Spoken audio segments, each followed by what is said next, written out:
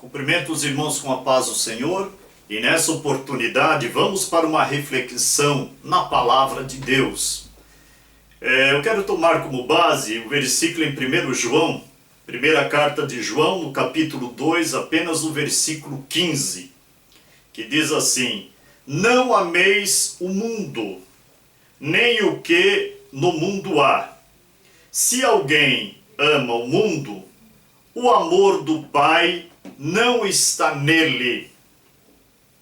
Mas o interessante é que a palavra ainda diz, em João, capítulo 3, o versículo 16, porque Deus amou o mundo de tal maneira que deu o seu Filho unigênito, para que todo aquele que nele crê não pereça, mas tenha vida eterna. Agora, qual é esse mundo que Deus amou? E qual é o mundo que está escrito? Não ameis o mundo, nem o que no mundo há. Aquele que ama o mundo, o amor do Pai não está nele. A diferença está aí na conotação do significado do mundo. Porque existe um determinado mundo e o outro mundo antagônico a esse. O mundo que Deus amou foi o mundo das almas perdidas. Foi o mundo dos homens habitando em trevas sem salvação. Foi o mundo do homem estar perdido distante dele.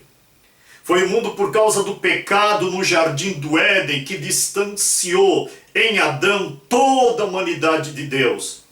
Então Deus amou o homem para salvá-lo, para trazer junto dele, para preparar um lugar no céu para habitarmos a eternidade com ele, para termos comunhão aqui na terra e sermos templos e moradas, suas moradas, o seu Espírito Santo.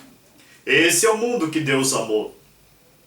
E qual é o mundo que nós não podemos amar? Porque se amarmos, o amor de Deus, o Pai, não estará em nós. Então, ou se tem o amor da ilusão do mundo, ou se tem o amor verdadeiro da parte do Pai. Os dois juntos não dá. Aquele que amar o mundo não terá o amor do Pai. E aquele que tem o amor do Pai não amará o mundo. Aí se você pensa, então, este mundo que eu não posso amar é o quê? É amar somente a casa de oração, de tijolos, de blocos, de concreto, de cimento, de ferro, de telhado, de madeira, de cadeiras, e não amar esses prédios do mundo, as ruas. Não é isso que Deus está se referindo. Deus está se referindo que o amor dele não está naquele que ama a maldade do mundo, o vício do mundo, a malícia do mundo, o veneno da serpente que tem no mundo. Quem ama isso, quem se identifica com este mundo dessa maneira, ele não tem o amor de Deus. E como que nós faríamos para pensar, será que eu estou amando o mundo ou eu estou amando a Deus? A resposta é sempre uma: aquilo que mais nós entregamos devoção, aquilo que nós nos devotamos, aquilo que gastamos tempo da nossa vida, da nossa existência, que o tempo é tão precioso, ele não volta mais, e aquilo que gastamos dinheiro. Então não precisa se responder em palavras, é em atitude. Aquilo que abrange mais o seu tempo. Se você está assistindo essa reflexão, é porque você tem amor à palavra de Deus. E se você se alimenta da palavra de Deus, medita na palavra de Deus, come da palavra de Deus, é porque você está dando tempo a Deus. Isso é devoção, isso é amor a Deus. Agora, se a pessoa vive para desfrutar somente das coisas desse mundo, se envolvendo neste mundo de uma tal maneira que está fora do grande mandamento que diz: Amarás ao Senhor teu Deus de todo o teu coração, de toda a tua alma, de todas as tuas forças, de todo o teu entendimento. Então nós somos o povo chamado para abrir mão das ofertas do mundo, para servirmos a Deus em amor, em adoração, em verdade, em justiça. Então nós somos o povo diferente, porque nós não seremos confundidos com este mundo. Nós não vamos nos fundir com os valores desse mundo.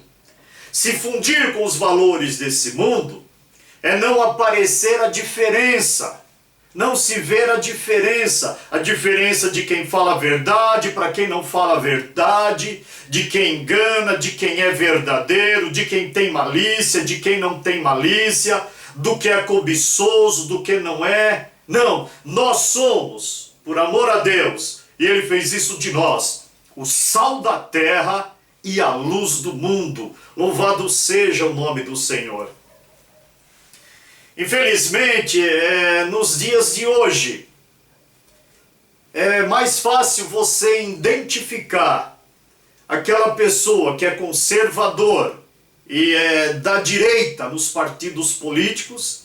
É mais fácil identificar daquele que não é conservador e é de esquerda nos partidos políticos, do que você identificar aquele que é servo de Deus, aquele que é cristão, aquele que ama o Senhor Jesus, aquele que está cheio do Espírito Santo do Pai Celestial. Está difícil, porque muitos estão sendo levados pelos ídolos desse mundo, muitos estão sendo levados pelo sofisma desse mundo, por tudo que se levanta contra Deus nesse mundo, que já é o espírito do anticristo que está agindo. Nos dias de hoje, é mais difícil se usar como referência a autodefesa do camaleão. Mas antigamente havia muito mais camaleões, então se usava mais. Mas eu vou trazer a lume aqui a ilustração do camaleão. A defesa do camaleão é que ele muda de cor. Aonde ele estiver, ele consegue se misturar de uma tal maneira que o predador não dá para identificar que ele está lá. Então, se o camaleão estiver numa grama, ele fica verde. Se ele estiver numa areia da praia, ele fica na cor da areia. Se ele estiver numa madeira, ele fica na cor da madeira. Infelizmente, muitos estão assim aliançados com o mundo. O mundo que a palavra de Deus está reprovando e dizendo: não ameis o mundo. São pessoas que estão detidas no conselho dos ímpios, estão andando no caminho dos pecadores, estão na roda dos escarnecedores, estão camaleão, estão se comportando igualzinho. E com isso, a vida vai se passando. E essas pessoas estão pensando que estão aproveitando do mundo e não é. O mundo que está sugando as energias dela, impedindo de servir a Deus, impedindo de ter uma vida cheia do Espírito Santo. E sabe como que o mundo faz? O mundo suga tudo, pega as pessoas, faz um bagaço e joga elas fora. Deus aceita quando essas pessoas voltam. Mas aquele tempo que se passou não volta mais. Que possamos aproveitar os nossos dias de uma tal maneira que nós possamos amar a Deus de todo o coração e não aceitar os valores do mundo, e não concordarmos com os princípios do mundo, e não sermos coniventes com o mundo, e termos um não na ponta da língua e uma espada afiada no coração para dizer para o mundo: não, eu não concordo porque eu tenho outros princípios. Eu não concordo porque eu tenho outros valores. Eu não concordo porque há um outro espírito dentro de mim. Eu não concordo porque eu amo a palavra desse Deus maravilhoso que perdoou os meus pecados em Cristo Jesus. Que possamos ter graça de Deus para dizermos não ao mundo. Porque vocês sabem, meus queridos, eu concluo dizendo que conforme os anos vão se passando, o importante é estarmos escorados em memórias de atitudes de amor, memórias em atitudes de humildade, de renúncia, memórias de atitude de amor a Deus e amor aos nossos irmãos e amor ao próximo, porque no tempo de velhice, no tempo que as forças se forem, como está escrito em Eclesiastes 12, lembra-te do teu Criador nos dias da tua mocidade, antes que venham os maus dias e os anos pelos quais venha dizer, não tenho neles contentamento. Antes que as forças se vão e os dias difíceis de fraqueza, de debilidade, de limitações venham, que possamos ter uma escora, que possamos ter um fundamento na nossa vida. E o pensamento é esse: servir a Deus com todo o meu amor, servir a Deus com todo inteiro coração, servir a Deus com toda a minha alma, servir a Deus com toda a minha força. Louvado seja o nome do Senhor para sempre. Esse corpo que nós temos, ele é apenas uma roupagem da nossa alma. Que o mundo não venha nos iludir para que nós pensemos em fazer a vontade da matéria e com isso vamos nos realizar. E com isso seremos felizes.